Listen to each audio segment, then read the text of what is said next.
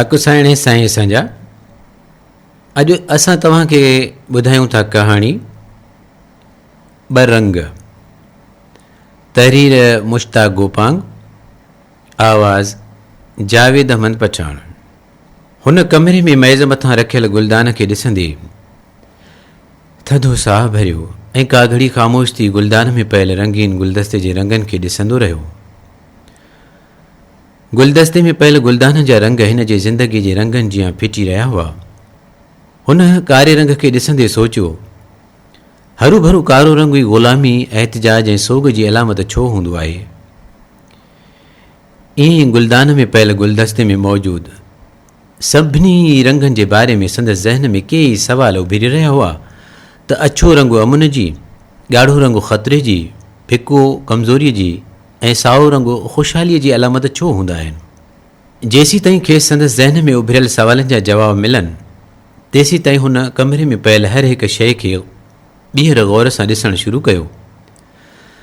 दर जे साम्हूं वारे भित ते लॻल तस्वीर संदसि पीउ जी हुई, जंहिं ते सुकी वियल गुलाब जे गुलनि जो चढ़ियल हार, जंहिंजूं सुकियल पतियूं हेठि छणी रहियूं हुयूं। हिन पीउ जी तस्वीर खे गौर सां ॾिसंदे सोचियो त पीउ साए ऐं छामदार वण मिसल हूंदो आहे। जॾहिं हू ज़िंदह हूंदो आहे तॾहिं घर जा सभु भाती उन जी छांव हेठां हिकु थी वेंदा आहिनि। सभु भाइर तोरे भेनर हिक ॿिए जी कमी कोताहिनि खे पिया ढकींदा आहिनि। पीउ घर जो उहो वणु हूंदो आहे जेको पाण उस सही बि सभिनी खे छांव मुयसरु कंदो आहे। हुन पीउ जी तस्वीर जे भरिसां लॻल घड़ियाल खे ॾिठो। घड़ियाल टिक टिक कंदे वक़्त जे बेरहम डोड़ सां गॾु डुकी रहियो हो। वक़्त सां डोड़ पाईंदड़ भित ते टंगियल साॻियो घड़ियाल संदसि पीउ जे हथनि जो वरतल हुयो। पर अॼु संदसि पीउ हिन दुनिया में न हुयो। घड़ियाल जी रफ़्तार खे ॾिसंदे हिन जे ज़हन में ओचितो ही ख़्याल बि उभिरी पियो त जंहिं वक़्त जी रफ़्तार सां हलणु सिखियो, उन ॼण त जीअणु सिखियो।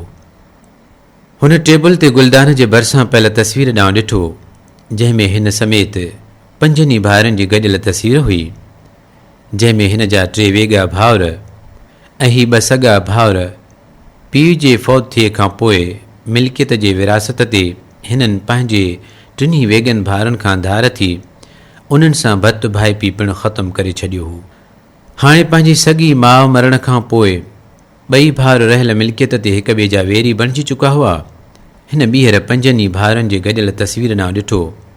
हुन जे वॾे भाउ जो हथु हिन जे कुल्हे मथां रखियलु हुयो, जंहिंसां अॼु हू लेखा चोखा करे रहियो हो।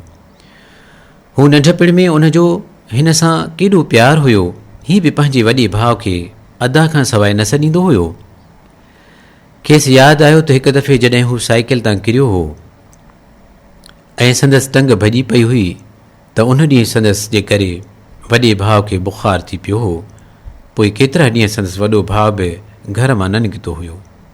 ईअं केतिरा ई दफ़ा हिक ॿिए जूं शयूं खणण तां हिक ॿिए सां विढ़ी बि पवंदा हुआ, हिक ॿिए सां कावड़ बाब हुआ। पर उहा कावड़ ऐं गुस्सो झटि सवाइ जो हूंदो हुयो, छाकाणि त उन वक़्तु संदन उमिरि नंढी हुई, मनु अछो उजरो ऐं साफ़ सुथरो हुयो। पोइ जीअं जीअं वॾा थींदा विया संदन मन में मेर वेहंदो वियो। हुन पंहिंजे पेरनि ते उभे थियल जिस्म ॾांहुं ॾिठो ऐं पोइ तस्वीर ॾांहुं। तस्वीर में संदसि क़द 4 फुट खनि मस हुयो ऐं हाणे वधि में वधि हू 6 फुटनि जो थिए हा।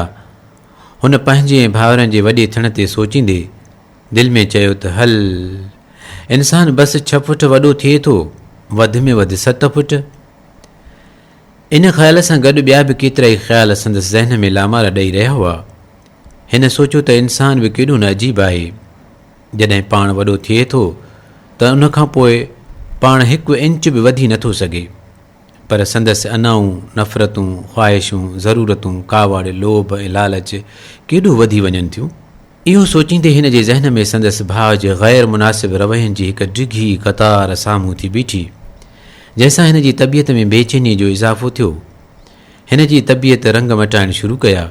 हिन जे ज़हन में सिंधीअ जी चवणी 2 भाउर टियों लेखो ठहकी बीठी।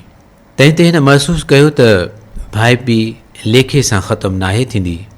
भाउ पीउ खे रवैयुनि जी तेज़ छुरी कटींदी आहे। हू असांजो वॾो भाउ न पर पीउ जी जाइ ते हुयो। असां को बि कमु उन जे मशवरे खां सवाइ न कयो, पर हर ॻाल्हि उन खां पुछी पोइ कंदा हुआसीं।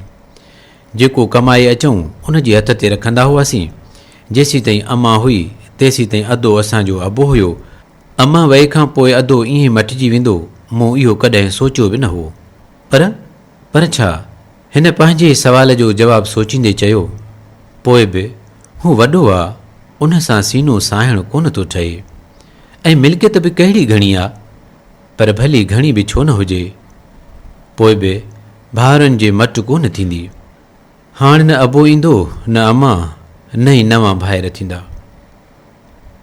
हिन झटि सवाइ छित ॾांहुं निहारियो ऐं कमरे में छांयल ख़ामोशी, ॼण त संदसि कन में इहो चई रही हुई, अड़े चरिया, भाउरनि सां कहिड़ा लेखा?